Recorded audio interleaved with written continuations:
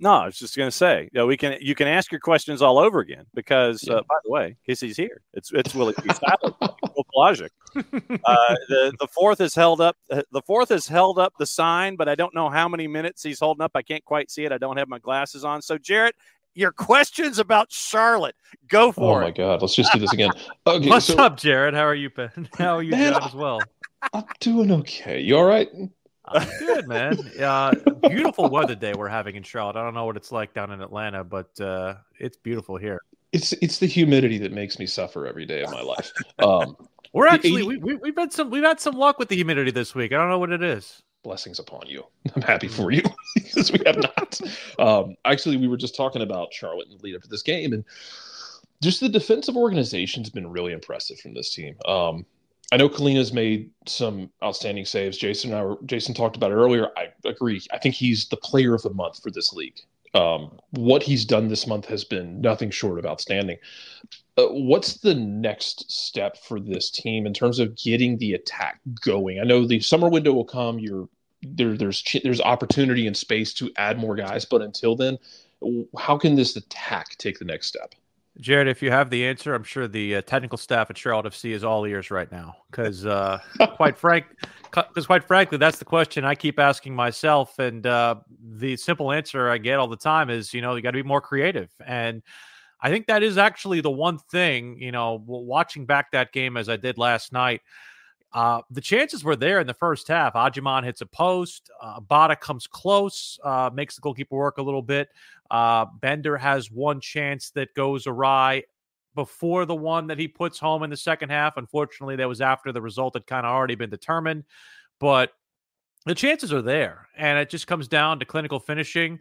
Adjiman goes down in the box twice. One maybe a little bit soft. One, though, I think had the merits of potentially having a penalty involved. And it comes down to a lot of those things that, unfortunately, we talk about. It's the soccer equivalent of what we say in hockey, puck luck.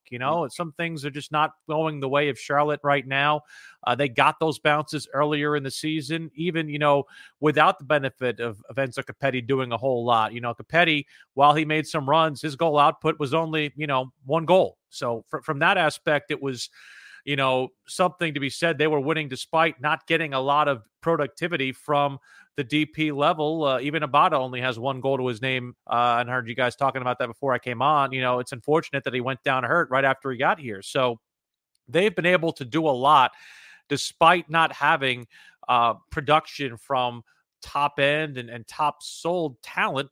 It's unfortunately right now kind of the scenario they find themselves in this next 8-game stretch before the start of the summer transfer window. I know for at least my own knowledge, the sporting department is working very, very hard. They've got their people out everywhere trying to figure out what the next piece looks like. They really have not had a 10 since their inception. Like Sergio Ruiz was a nice piece, but it was more developmental. I think they thought Titi Ortiz could be that guy in the first year. Didn't pan out. They've looked to Breck Diahari to fill that role. It's had mixed results at best. And even still last year, trying to put Swiderski into that role, I don't know if it was met with necessarily the best reception from Carroll's point of mind, because I think Carroll felt that he was still an out-and-out striker, and having to play the second fiddle to Enzo Capetti is just not where he felt like he wanted his career to be.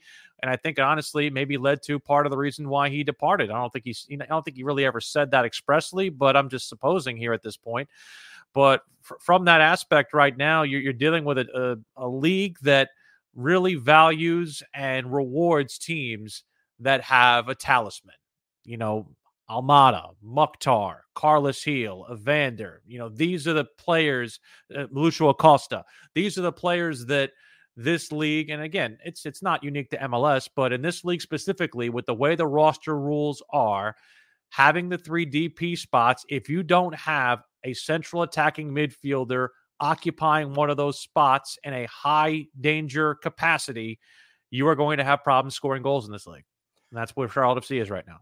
I think that Jarrett is basically saying that they need to bring Chubby over from the arena to help out with puck luck and make sure that, that the checkers in Charlotte FC. That's a good reference there. Could you see two up top with Chubby and Minty and Sir Minty? Could you see the two of them up top? Minty can be like a bowling ball, and Minty's going to occupy 2 center backs, so somebody's got to be open. Okay. So, Jarrett, what other questions did you have of Charlotte and of Will this morning? Because literally, I asked him, I said, what are you up to 10 o'clock? He's like, I'm at practice, but I can come on late. And literally, he just jumped into his pilot seat to get in here for the end of the show today. So what else is on your mind? Yeah, so speaking as someone who has followed Celtic for many years because I have a mental illness that has not been diagnosed properly, I've seen Lilabata for a couple of years now, and I was excited when y'all brought him in. And so I had the same thoughts. It's like he needs to get in, needs to get healthy, and then the injury pops up. But what's been kind of the feedback on him so far when he has been able to get on the field and kind of work in with this team? I love him, Jarrett. I think he's great. I think he's exactly what Charlotte needed, at the wing position with what Dean Smith wants to do. He wants his wingers to work hard, but he wants them to get a variety of ways to break down an opponent. Dean loves wingers who can take players on. Like, that's part of the reason why he loves a guy like Tiger Smalls, because he's not afraid to take players on. Same thing for Kaelin Vargas. That's why I think he projected very highly in Dean's system. That's why Kaelin has signed a contract extension during this season to be with the club, hopefully for a much longer period of time and go beyond that U22 initiative. And I think Leila Labata is the high end portion of that productivity, because he does have the ability to take players on, but I also think he's not shy of knowing when to cut in and get himself a nose for goal. From his time at Celtic, the thing that they were always talking about with him is that he always seems to be around the ball in dangerous areas. Unfortunately, I don't know if he has the best supporting cast around him to not draw attention. Like, that's the part of it that I feel like needs to be the next step for Charlotte FC. If you get a target striker who is going to command attention, or number 10 that's going to command attention, that means you have Abada singled up on somebody and he's able to get himself in dangerous areas. Right now, he's probably occupying the attention of more center backs than you'd want him to. I think he's also getting himself in situations where he's gone up against a couple of very strong left backs. Had to deal with Kai Wagner in the Philadelphia contest, and we all know about the strength of John Tolkien with the New York Red Bulls on the midweek. So I think he's had some tough assignments, but he has the one goal to his name, and I think he's somebody who is going to continue to progress once he gets back up to full 90-minute fitness. I think you'll start seeing the goals come more often. And also when he gets, a number 9 striker that, is having the kind of form that's better than what Patrick Agyemang is on right now. And again, it could even be Patrick Agyemang, because I still think he's got a lot of greatness in his game that can definitely be extrapolated into a bigger, longer sense. But I think right now he's got the target on his chest right now and on his back, and so I think he's just trying to get to that. And also from a fitness standpoint, like you said before, didn't play a lot last year because of not only the fitness, but the injury, but and also the stuff off the field. I think it's a scenario right now where once he gets himself back up to that fitness and gets more of the flow of what this league is going to be, what he can get away with, things of that nature, and also a familiarity with the opponents, I think you'll see the best of Lilabata to come. Willie P dropping all of his knowledge here in stoppage time on a Friday. And let me ask you this. When it comes to the matchup in general, what from a Charlotte perspective concerns you the most about Atlanta United going into this one? I mean, their quality up top. Libanidze is somebody who I think we've been really trying to see what can be unlocked with him en masse, and you saw it on Wednesday against Inter Miami. Obviously, the threat of Giakoumakis is somebody who you look at and you say is very, very dangerous, obviously. And of course, Almada, he's somebody who came into his own a lot last year. And even a guy like Caleb Wiley, who had himself a field day in that first matchup between these two squads a year ago. Granted, I think Charlotte FC is probably better equipped to handle that now based on where they were at the time they played in that first matchup. The tactical scenario in that matchup, I will be kind to former manager Christian Latanzio. It wasn't set up the best. You had Brant Bronico playing as a left back, inverting, which is not his game.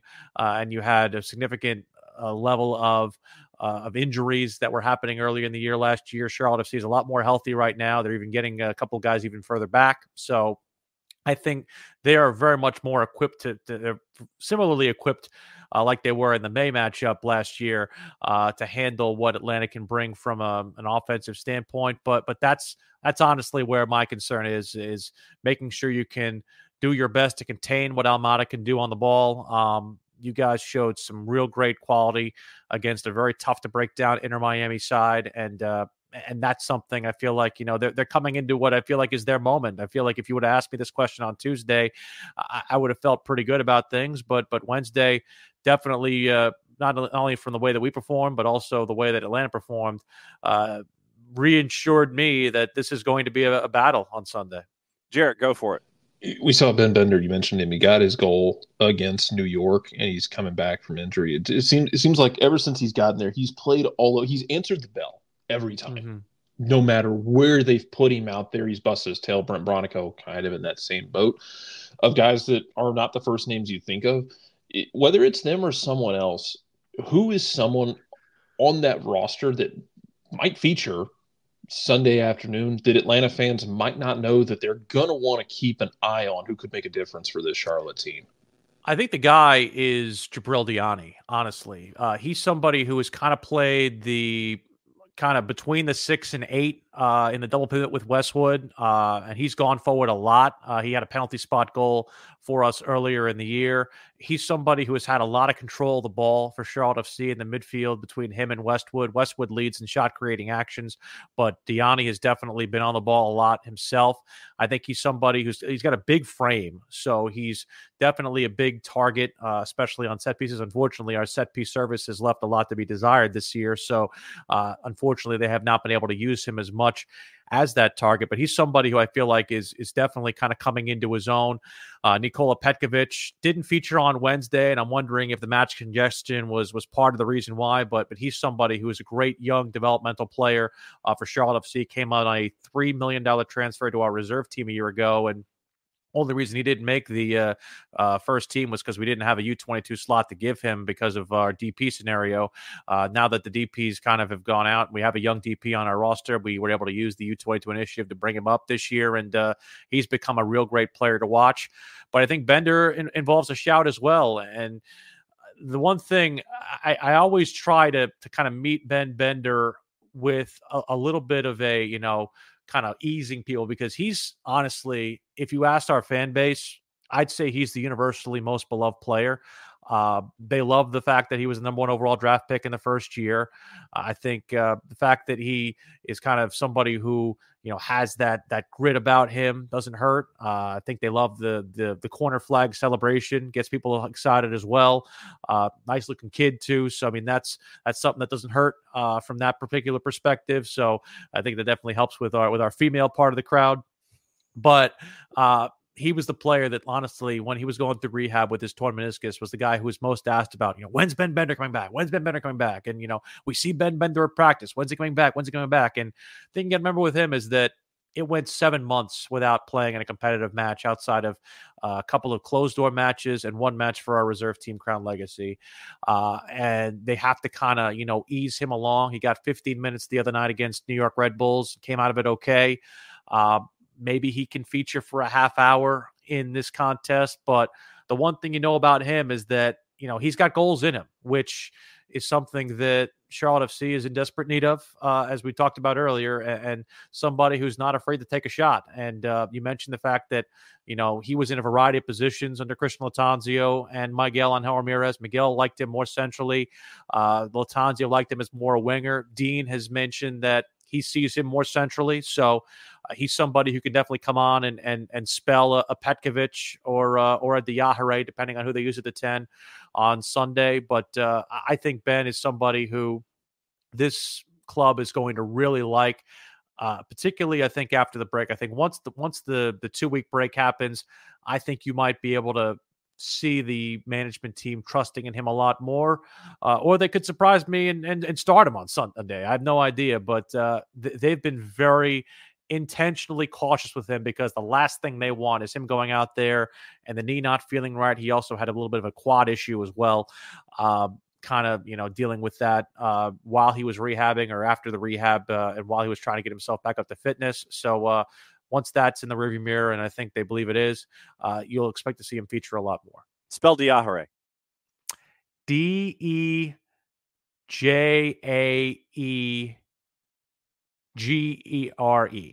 Diagere.